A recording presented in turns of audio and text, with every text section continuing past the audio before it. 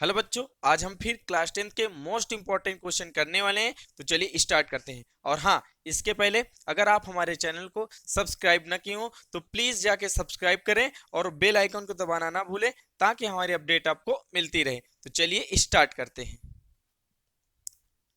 अब जैसे यहाँ पर क्वेश्चन है, कह रहा समीकरणों x minus y plus one equal to zero और 3x plus two y minus 12 equal to zero का हमको क्या करना है, ग्राफ खींचना है। आगे कह रहा है यक्ष सच और इन रेखाओं से बने त्रिभुज के शीर्षों के निर्देशांक ज्ञात कीजिए और कह रहा त्रिभुजाकार पटल को छायांकित कीजिए। जैसे क्या है क्वेश्चन, तो इस क्वेश्चन को करने से पहले हम थोड़ा सा क्या है एक नया कॉन्सेप्ट सीखते हैं। जैसे ध्यानपूर्वक इधर समझिए, ध्यानपूर्वक ये समझिएगा। जैसे देखो यहां अगर हम देखें, ये क्या है यक्स अपान ए और plus y upon b equal to क्या है 1। अभी के लिए हम इतना ही समझते हैं क्योंकि क्लास 10th में ये सिलेबस में नहीं है। तो क्या x upon a plus y upon b equal to क्या है 1। इस ए को हम क्या बोलते हैं, यक्स अक्ष पर कटा हुआ अंतखंड, और इस बी को बोलते हैं वाई अक्ष पर कटा हुआ अंतखंड। तो इसका हम ग्राफ कैसे खींचेंगे, ध्यानपूर्वक समझिए। ये क्या है, एक समीकरण है। अगर कह दिया जाए इस समीकरण का हमको क्या करना, ग्राफ यानी लाइन खींचना है। क्योंकि ये क्या है, ये कैसा समीकरण है, एक सरल रेखा का समीकरण है। कैसा समीकरण, सरल रेखा का समीकरण है। तो अगर इसकी हम ग्राफ, इस समीकरण का ग्राफ खींचे तो कैसे खींच पाएंगे। तो ये जो ए है ये क्या है, एक्स अक्ष पर कटा हुआ अंतखंड, और ये जो बी है वाई अक्ष पर कटा हुआ अंतखंड। तो ध्यानपूर्वक समझिए, ये क्या है प्लस, ये भी प्लस। तो एक्स अक्ष पर कटा हुआ अंतखंड ये है। मान लो यहां से यहां तक की डिस्टेंस क्या है ए, ध्यानपूर्वक समझिएगा। यहां से यहां तक की डिस्टेंस क्या है ए, और ये क्या है एक्स अक्ष पर कटा हुआ अंतखंड, और ये क्या है वाई अक्ष पर कटा हुआ अंतखंड, ये क्या है बी। यहां से यहां तक की डिस्टेंस मान लेते हैं बी। तो ध्यानपूर्वक समझिए, एक पॉइंट ये मिला, एक पॉइंट ये। तो यहां से यहां तक की डिस्टेंस क्या है ए, तो बोलो इस पॉइंट के कोऑर्डिनेट क्या, ए कामा क्या होगा, जीरो। क्योंकि ये पॉइंट कहां पर है, एक्स अक्ष में। तो एक्स अक्ष में एक्स की वैल्यू कितनी ए, लेकिन वाई की वैल्यू क्या होगी, जीरो होगी। और ये क्या है, ये है y। ये पॉइंट कहां पर है, ये पॉइंट है आपका y अक्ष में। कहां पर, y अक्ष में। तो यहां से यहां तक की डिस्टेंस क्या है b, मतलब ये किसकी वैल्यू, y की वैल्यू, यानी ये b क्या, y अक्ष पर कटा हुआ अंतखंड। तो इस पॉइंट के कोऑर्डिनेट क्या होंगे, 0 कामा b।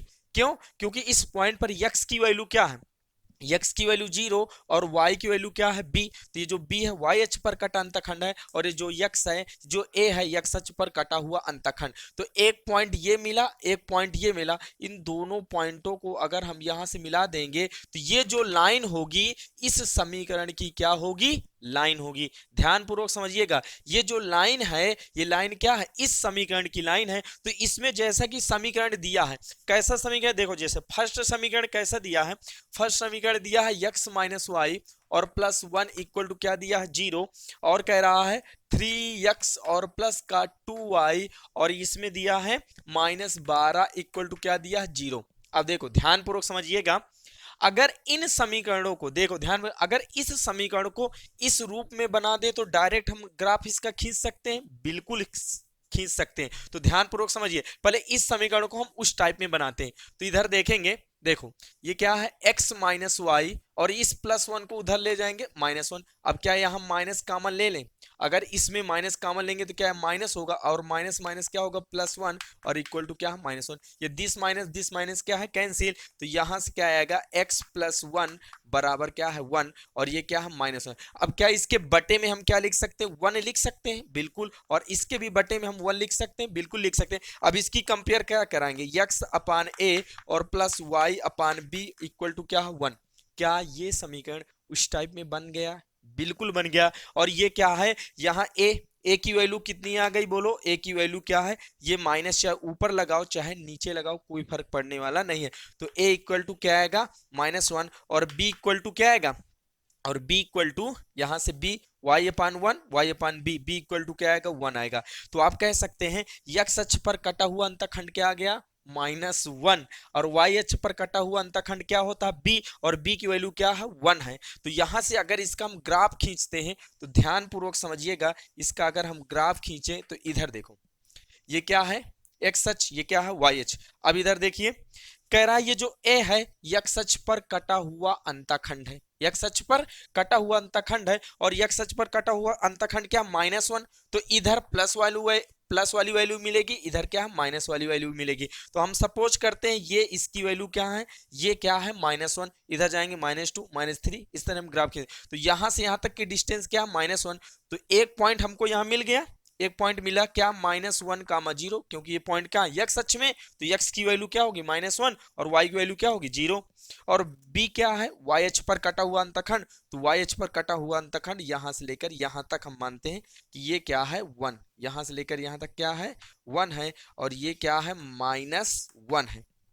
तो ये इस पॉइंट के कोऑर्डिनेट क्या होंगे, इस पॉइंट के कोऑर्डिनेट होंगे 0, 1, क्योंकि y की वैल्यू 1 है और x की वैल्यू 0 है, क्योंकि ये पॉइंट कहाँ है। अब इन दोनों बिंदुओं को मिला देंगे, तो इन दोनों बिंदुओं को मिलाएंगे तो ये आपका क्या हो गया, इस समीकरण की क्या हो गई, लाइन हो गई। और इस समीकरण को हम लिख लेते हैं x माइनस वाई और +1 इक्वल टू क्या करेंगे 0, इस तरह हमने क्या कर दिया, लिख दिया। अब ध्यानपूर्वक समझिए, हमने इस समीकरण की लाइन ड्रॉ कर दिया।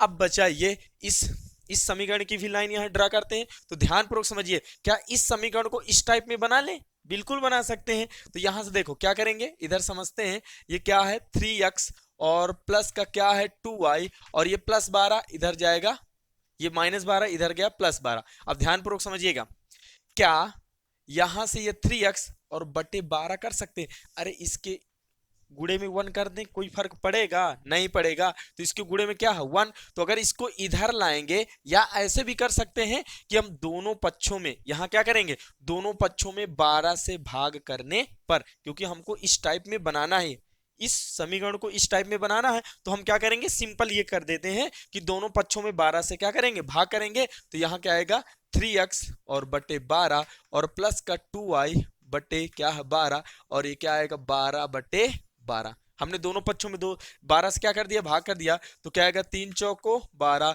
2 छंग क्या आएगा 12, और 12 एक कम 12 कट जाएगा। तो यहां से बचा क्या x अपाने, ध्यानपूर्वक समझिएगा, यहां से क्या है x अपान 4 और प्लस का यहां से क्या y/6 और बराबर यहां इक्वल टू क्या बचेगा 1 बचा, बिल्कुल बचा। अब क्या यहां देख सकते हैं, क्या ये समीकरण इस रूप में बन गया।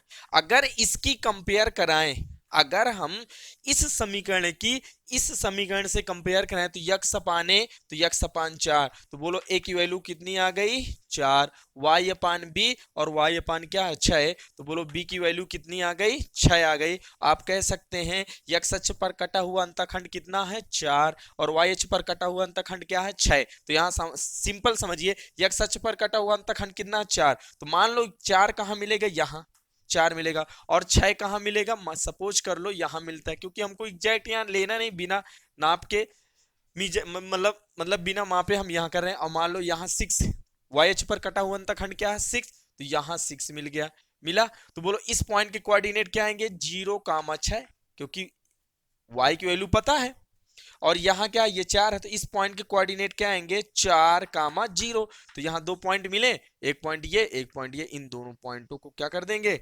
मिला देंगे। और ये जो लाइन है किस समीकरण की लाइन है, ये है 3x प्लस का 2y और माइनस का 12 इक्वल टू हम क्या कर सकते हैं 0, इधर इक्वल टू क्या कर सकते हैं 0। ये इसकी यानी इस समीकरण की क्या है लाइन। तो देखो हम सिंपल यहां कर दिए, इस समीकरण की ये लाइन और इस समीकरण की ये लाइन, इस प्रकार हमें क्या मिल गया, एक त्रिभुज मिला ये। तो कह रहा है इन दोनों लाइनों से और एक्स अक्ष के द्वारा जो त्रिभुज घेरा जाए, जो त्रिभुज बनेगा उसको हमको क्या करना है, छायांकित करना है। यानी ये हमारा क्या हो गया, त्रिभुज बन गया, ये हमारा क्या हो गया, त्रिभुज बन गया। तो हम सिंपल क्या कर सकते हैं, कोई भी ऐसा समीकरण दिया हो और उस समीकरण को किस टाइप में बना लो, इस टाइप में बना के, और सिंपल ऐसे हम क्या कर सकते हैं, उसकी लाइन को क्या कर सकते हैं, ड्रा कर सकते हैं। तो अब इसमें आगे ये कहा गया है कि जो त्रिभुज बना, देखो ये त्रिभुज बना, ये त्रिभुज बन गया कि नहीं, और ये तीनों इसके क्या है शीर्ष। तो कह रहा शीर्ष यानी तीनों शीर्षों के हमको क्या निकालना, निर्देशांक। तो ध्यान पूर्वक समझिए, एक शीर्ष ये है, एक शीर्ष ये है, इन दोनों इस शीर्ष और इस शीर्ष के निर्देशांक हमको पता, इस शीर्ष के निर्देशांक क्या -1, 0 और इस शीर्ष के निर्देशांक 4, 0। अब रही बात इस शीर्ष की, तो इस शीर्ष के निर्देशांक हम कैसे निकालेंगे, तो ध्यान पूर्वक समझिए, इस लाइन और इस लाइन का क्या है, कटान बिंदु। तो बोलो इस लाइन का समीकरण कौन सा है, ये है, और इस लाइन का समीकरण क्या है, ये है। अगर इन दोनों समीकरणों को हल कर दें और हल करने पर जो x और y के मान आएंगे वही इसके क्या होंगे, कोऑर्डिनेट। तो ध्यानपूर्वक समझिएगा। देखो यहां समीकरण क्या है, सिंपल, थोड़ा सा जगह हमने थोड़ा सा बड़ा कर लिया। यहां से क्या है 3x, और प्लस का क्या है 2y, और माइनस का -12 को उधर हम करते हैं +12। सिंपल समझ सकते हैं। इन दोनों समीकरण को हल करेंगे। देखो ध्यान, यहाँ का x - y + 1 = 0। हम क्या कर दे, अगर समीकरण फर्स्ट में 3 का गुणा करा दें, सिंपल, क्योंकि इक्वल करना काटना, तो इसमें अगर 3 का गुणा कराएंगे तो यहां से क्या आएगा 3x, और क्या आएगा माइनस का 3y, और क्या आएगा, और देखो ये +1 उधर जाएगा तो क्या आएगा, ये +1 उधर जाएगा तो -1, और -1 में 3 का गुणा होगा तो क्या आएगा -3। तो सिंपल यहां हो गया। अब देखो हम क्या करेंगे, घटा देंगे। घटा देंगे तो ये प्लस था तो यहाँ माइनस, यहाँ माइनस है तो ये क्या होगा प्लस, और ये माइनस है तो क्या होगा प्लस। ये प्लस माइनस कैंसिल, देखो ये प्लस 3 2 5y, यहां से क्या करेंगे 5y, और देखो 12 3 15 दोनों जुड़ गए तो यहां से क्या आ गया 15, तो 5 3 15। तो बोलो y की वैल्यू कितनी आ गई, 3। y की वैल्यू कितनी आ गई, 3 आ गई।